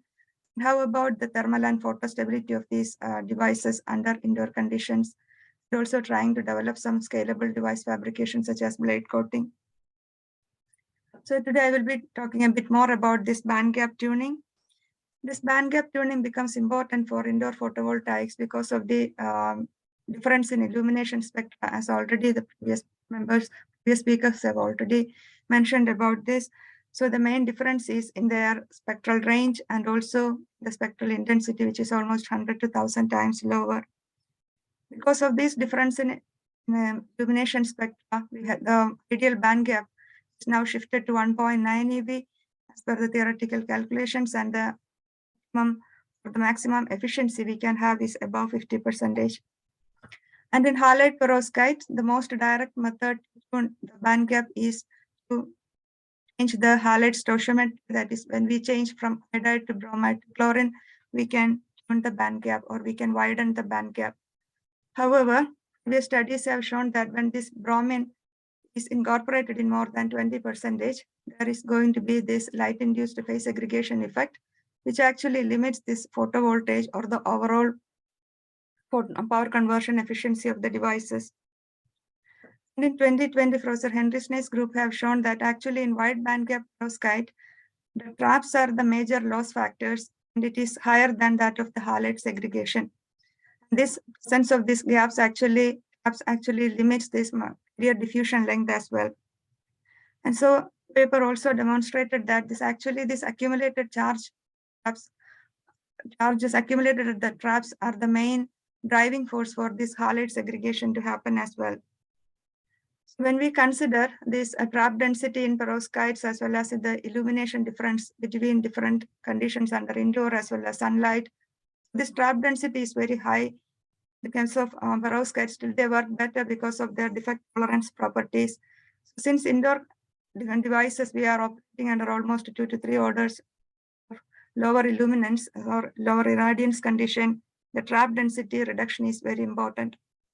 So when we consider this band gap tuning for this indoor photovoltaics for halide perovskites, so there should be a balance between this widening of band gap as well as this trap or defect passivation. So previous studies have shown this effect of this chlorine as a very effective method to arrange this morphology and also to reduce this recombination losses and to increase the carrier lifetime. Actually, so that was our starting point, and then this paper came out in 2020 about this triple halide wide band gap for some how much this triple halide composition is very effective in suppressing the phase segregation. So that actually motivated us to look into this triple halide perovskite compositions. And we have used a different fabrication method from published from Science. So here our control sample was methyl ammonium lead iodide, and we used a triple halide composition. So we used a single cation system here. And here we can see that as we introduced more bromine and chlorine, we could shift the band gap or the absorption edge towards the shorter wavelength as expected. And also this widening of the band gap also we verified using this ambient photoemission spectroscopy. So among these different compositions, we selected the one with 1.69 eV, relatively wider band gap. And then this particular composition was selected in order to benefit the wider band gap, as well as at the same time to suppress any halide phase segregation effect. And also this is the condition where we get a very nice film quality as well.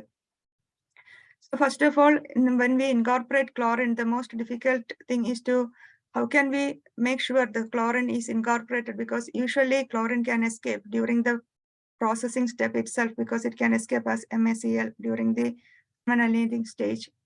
So first of all, we did this, whether the chlorine has been incorporated in our perovskite. So that has been verified using this WDX wavelength dispersive spectroscopy. This has been done in collaboration with University of Strathclyde, Professor Rob Martin and Dr. Paul Edwards. So in the case of triple halide or triple anion composition, we could see clear characteristics peak from chlorine K alpha, whereas in the case of methyl ammonium lead iodide, we could see only the continuous spectra. And also we could see that for the case of triple halide perovskite, the enhanced crystallinity is observed. And this is expected because previously it is reported that this incorporation of chlorine usually enhances this heterogeneous nucleation as well. And however, when we look into the morphology, we could see that in the case of triple halide perovskite, the domains were slightly larger, but we could see some white contrast regions as well. Usually it is attributed to the lead iodide. But in order to verify it, we performed this low voltage photoluminescence spectroscopy. Again, this was being performed in Strathclyde with the same collaboration. And we could see that there is a peak associated with the lead iodide light emission. And also we have seen this in the XRD as well. So we could see that's in the triple halide. We could see some lead halide aggregation still. And also this near banded emission, we could see some blue shift for the triple halide as expected. And the enhanced carrier lifetime for this chlorine sample has been verified using their time-resolved PL spectra. So we could see that compared to the MAPI sample, almost 3 times the carrier lifetimes were improved. So after performing their initial microstructural characterization, giving better crystalline quality and surface morphology, as well as improved carrier lifetime, we moved on to device fabrication. So here we used a warm white LED with a color temperature 2700. And then the illumination is around 1000 lux, and the irradiance is 0.3 milliwatt per centimeter square. And we used the spectral radiometer to calibrate our illumination. And we could see that the triple anion devices showed better device performance compared to the control sample, but we could see some hysteresis properties as well. But the main improvement we could see was on the open circuit voltage and also some fill factor. Under one sun also, these devices, triple halide devices, performed well with around 16% efficiency. And this is our spectra we measured using the spectral radiometer. And then this is the stabilized maximum power point tracking measurement, because since these devices have hysteresis properties, it is important that we measure the steady state, what's the steady state efficiency of the devices, because sometimes the hysteresis properties are not reported or the steady state values are not mentioned. So in order to reliably power the sensors, we need to have this steady state efficiency or maximum power point tracking efficiency. And for our devices, the maximum it was getting 75.41 microwatt per centimeter square. So this would mean almost our devices would need a 20. If we are using this for a powering and sensor application of a sensor module, it would need almost 20 centimeter square of our devices. And also on the further, we show that this in the completed devices as well, this reduced recombination losses were seen in these triple halide devices. And also the same was demonstrated through the transient photovoltaic measurement as well. However, we found that this chlorine retention is actually very difficult to control, because we have to use the thermal processing time is very important. How much time we use these for annealing will control whether the chlorine is remaining in the film, and are we able to keep its beneficial effect of this chlorine incorporation. This has been verified by using this in situ GVAX measurement as well. So here we could see that initially in this, this is the total annealing time. So the lead iodide formation is happening as we increase this annealing time, and we could see that they are actually making on the surface also changes completely as we increase the annealing time. And also this initially in the first few seconds, we could see that there is a methyl ammonium lead chloride phase is also there, which then dissociates after maybe 1 minute or within 2 minutes of time. It dissociates completely. And then this is how the lattice changes as we increase this annealing time. This is also in situ GVAX data. So we can see that initially, due to the thermal expansion, that is during the annealing stage, the lattice is expanding because of this initial thermal annealing. Then there is actually a contraction happening, and that's where this chlorine bromine could be incorporated into the lattice. Thereafter, we could see that again the lattice is expanding because of this chlorine escape. So we could compare it with the device efficiencies as well. So we could see that the least time of 3 minutes is the one that we are. 3 minutes is the time that we could get with the chlorine and its beneficial effect. And after that, the PCE was steady state PCE was almost reducing.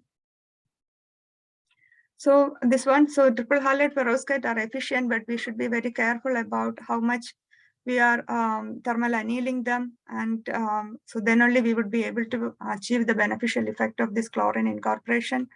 And also when we report these devices, it is important that we report these steady state power conversion efficiency values as well.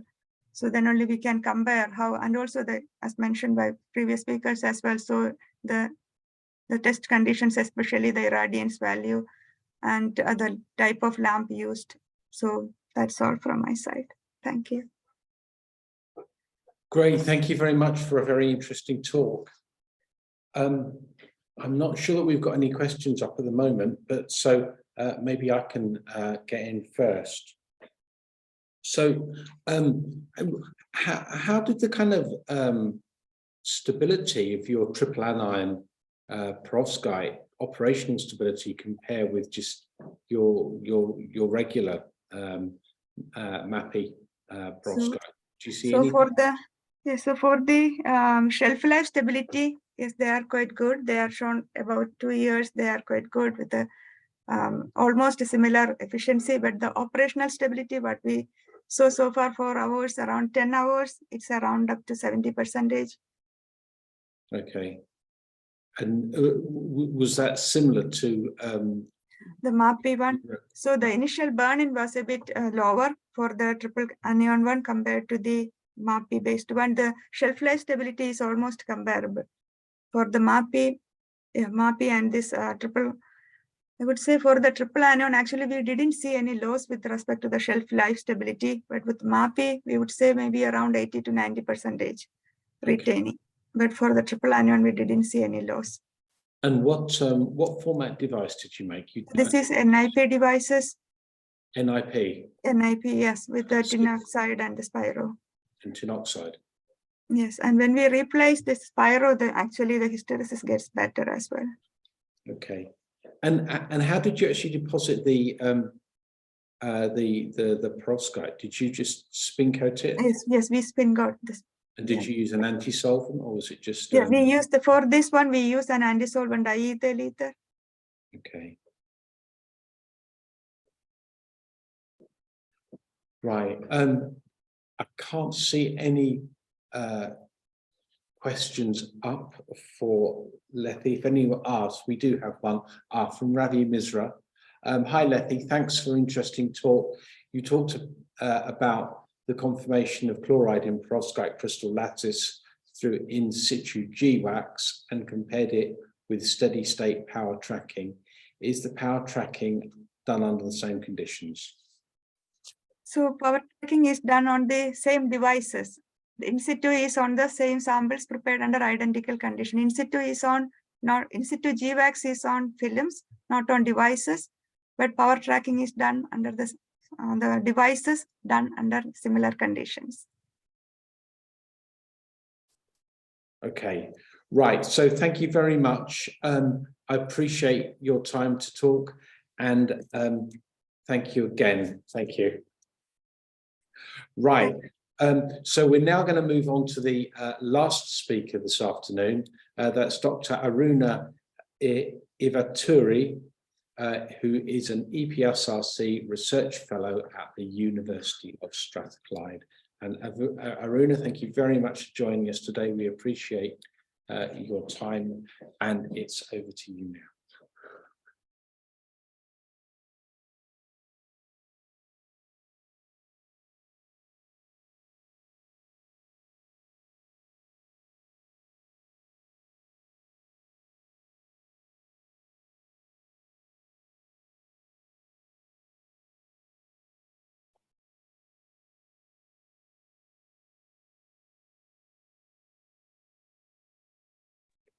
Aruna, we can see your slides, but I'm not sure we can hear you at the moment. Can you hear me okay now? Yes, I can hear you. Yeah. Okay, cheers. Thank you. Okay. Just once, give me 1 second.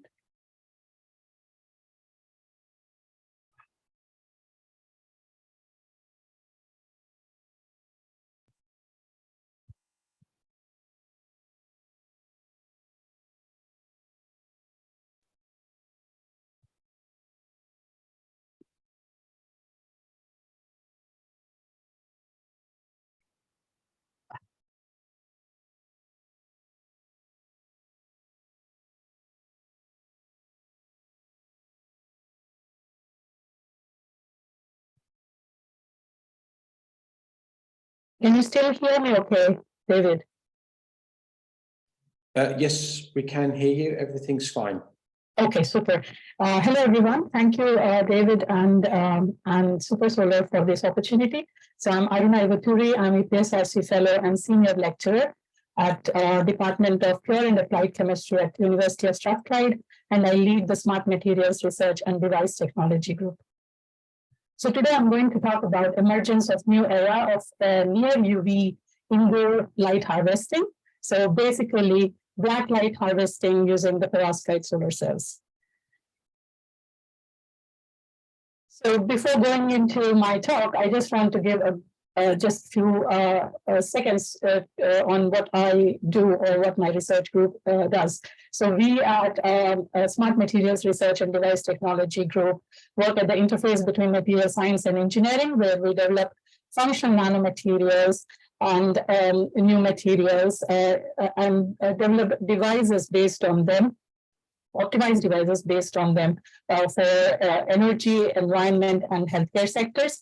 And today's talk, I'm focusing on perovskite solar cells for indoor light harvesting, in especially the black light.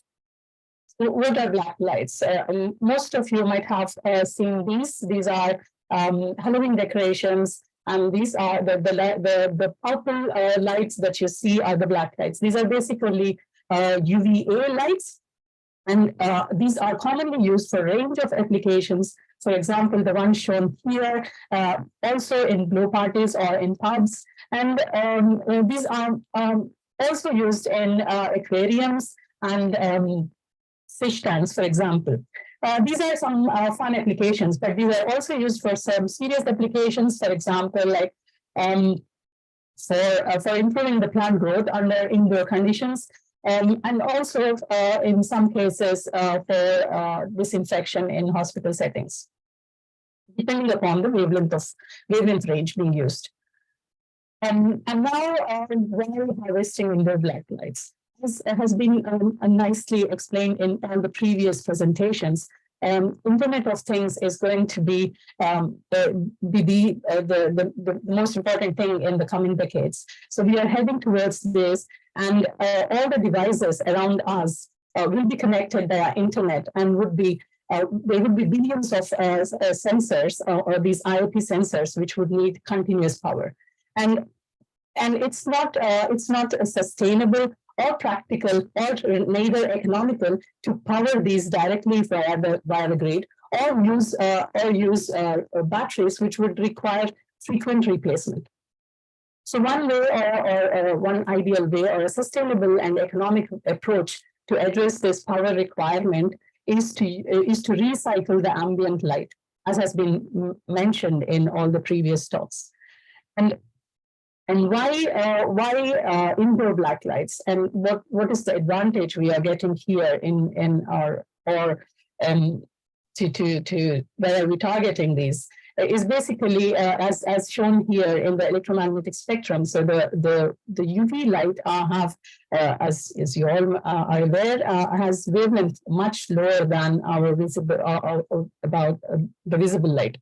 So basically, for example, if you consider the UVA light, the focus in the work that I'm going to present now, we have used a 9-watt near UV black light LED, which has a wavelength in the range between 395 and 400 nanometers. So for this particular light at an illumination of 150 lux, the incident power corresponds to 3.76 milliwatts per centimeter square. If I can put a pointer option. So it's 3.76 milliwatts per centimeter square. Whereas if we consider the same under white light LED at 4,000 lux, 4,000 Kelvin, which is a cool LED panel at 500 lux, we measured around 0.15 milliwatts per centimeter square. So what it means is that we would require around 12,500 lux of this white light LED, which would be required to get the same incident power as what we get from 150 lux of this 9-watt near UV black light. So we have loads. We have a much higher photon energy, and so harvesting this UV light, we would basically get a much higher incident power, and hence we can expect much higher short circuit current densities. So basically, so to harvest these indoor lights, we use perovskite solar cells, and we fabricated in the NIP architecture using the basic methylammonium lead iodide absorber, using tin oxide nanoparticles as the electron transport layer and spiro as the spirometard as the whole transport layer. And shown here are the IV measured under 1 cell. And what we see is when we, so we definitely have hysteresis, and we get efficiencies around 17.5%. And 17.3%. And now we measure the same devices under this the near UV black light LED. And these measurements are done in a black box. And the intensity is varied by varying the separation between the illumination source and the device. So what we see is we get much higher currents as what is observed under white light. For example, white light we usually get in microamps, whereas here we were getting close to 1 milliamps per centimeter square when we had 150 lux. As shown here are the photovoltaic parameters. As you can see, for 150 lux, which corresponds to around 3.76 milliwatts per centimeter square, we had a power conversion efficiency of 2.63. Interesting bit is the power output. We get really high power output because of the high current density we are getting, and the power output was 775.8 microwatts per centimeter square. This is much higher than what we observed for the same devices measured under white light, and are good enough for powering indoor device. Low power electronic devices. Now it is, sorry, I forgot to mention that we also measured the standard PowerPoint tracking, and we see really this we did for 1,000 seconds, and we see stable values of the short circuit current density and hence the power conversion efficiencies. Shown here are the box plots showing so clearly as we increase the lux, we see an improvement in the short circuit current density, and which is equally seen in the power conversion efficiency. The VOC is increases only slightly with the intensity, and the fill factor remains more or less the same, with bit higher for higher intensities. Now, because in order to understand how these indoor UV lights will, because perovskite solar cells are known to degrade under UV, and especially the methyl ammonium lead iodide. So we wanted to see if that is also being seen for these low watt indoor sources. So we did some test by exposing the devices for known amount of time before measuring the solar cells. So we measured, we exposed the solar cells for 6, 14, and 24 hours under the same using the same source, but at a lower intensity of 100 lux. And then we measured the solar cells at 150 lux to see if exposing these for such hours is affecting the devices and how stable they are. And as was predicted, the methyl ammonium lead iodide solar cells, after 6 hours, they just retained 97.81% and 97.2%, and after 14 and 24 hours, we see a gradual decrease, whereas at 24 hours, you see that it retained only 84% of their maximum PC. And to understand this, we did some tests on the films and on the devices. So when we do the same exposure to the methyl ammonium lead iodide deposited directly onto the glass substrate, we can see the appearance of these white regions as we increase so from A to D, it is the same from 0 to 24 hours illumination or precondition. That's what we've called. We don't see any features in our XRD corresponding to lead iodide. But because the XRD cannot detect anything less than 10%, so that's what we think that's why we don't see any features for lead iodide.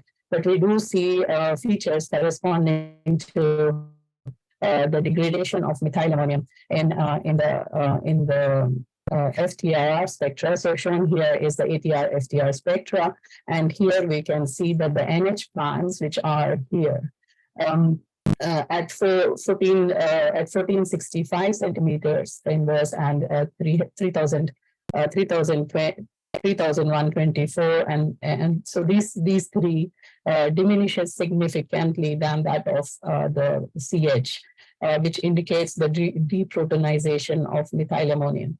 of the NH3 in the main setup, in the main step of the degradation process. And that's what we can associate with the decrease in the efficiency of the devices. We did the PL on the films, and we see the same effect. So we can see as we increase the exposure time from 6 hours to 24 hours, initially the peak corresponds to the direct transition appears at around 768 nanometers, which shifts to higher wavelengths. And also we get an appearance of extra peak at 24 hours. The similar things are observed in ARPL due to the degradation of the perovskite. From the EIS impedance spectroscopy measurement and from the Mott Schottky, we then found the values corresponding to the charge transfer resistance, which we can clearly see, like for the 24 hours, the charge transfer resistance has increased a lot, and this is leading to the decrease in the performance to 84% of the initial.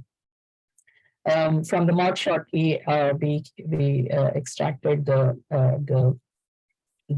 flat band potential, built-in potential, and then you can see that when you increase the exposure time, the VBI decreases, which corresponds to accumulation of charge carriers at the interface.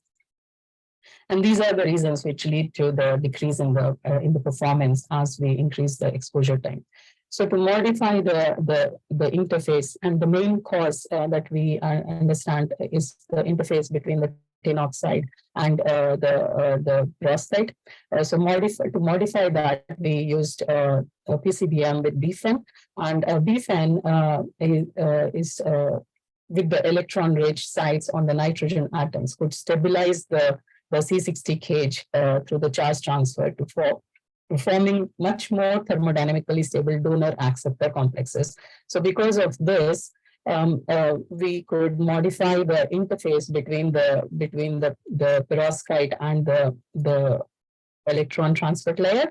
And this what we observed using this was that these devices were much more stable, and we could achieve a much higher power conversion efficiency of 26.19%.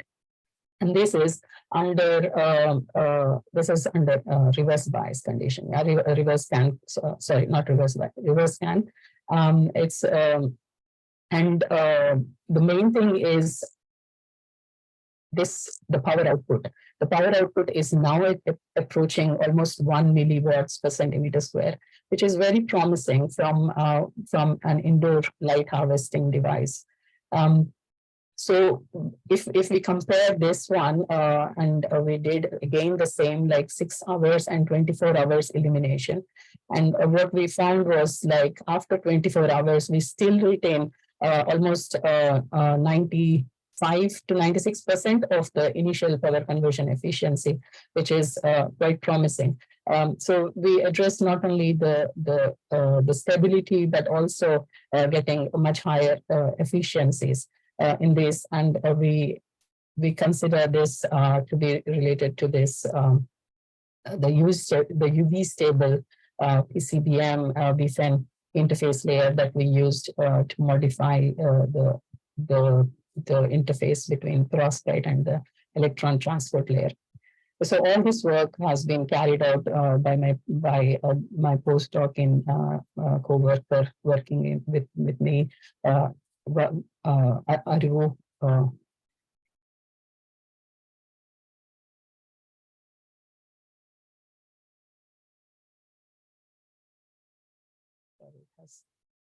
Screen has frozen. Can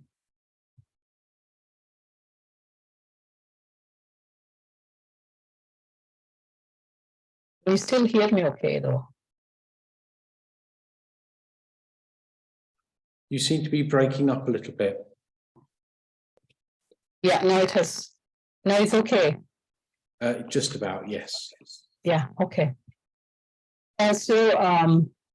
So to conclude, so we demonstrated that the perovskite solar cells with the standard methylammonium lead iodide absorber can be effectively used to harvest energy from near UV LEDs with wavelength in the range between 395 to 400 nanometers that are widely used as indoor light decorations.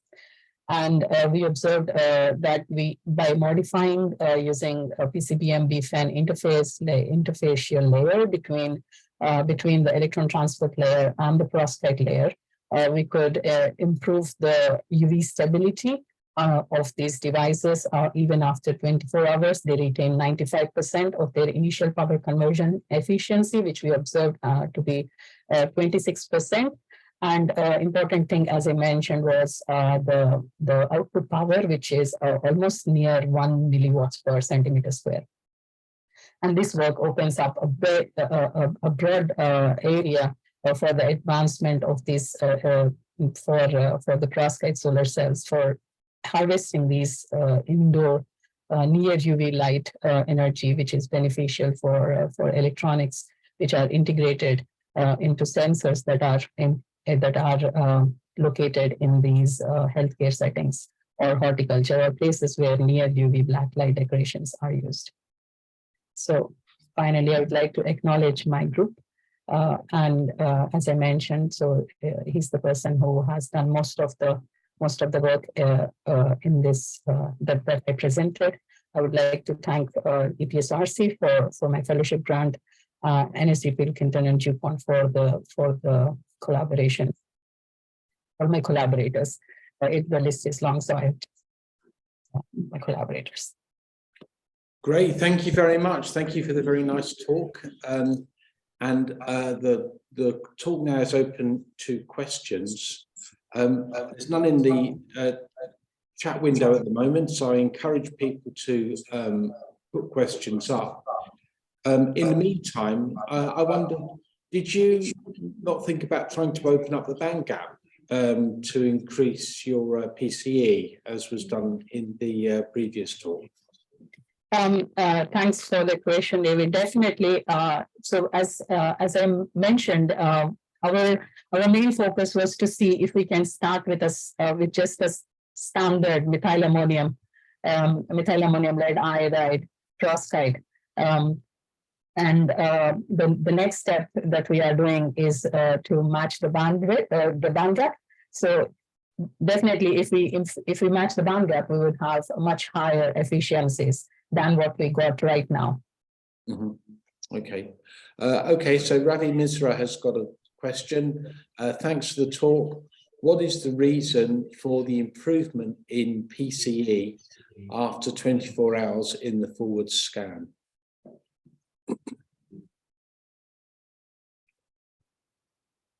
So the improvement that we see is because after initial exposure to UV light, there are some areas where the improvement is observed when we have this interface modified between the tin oxide and the absorber layer.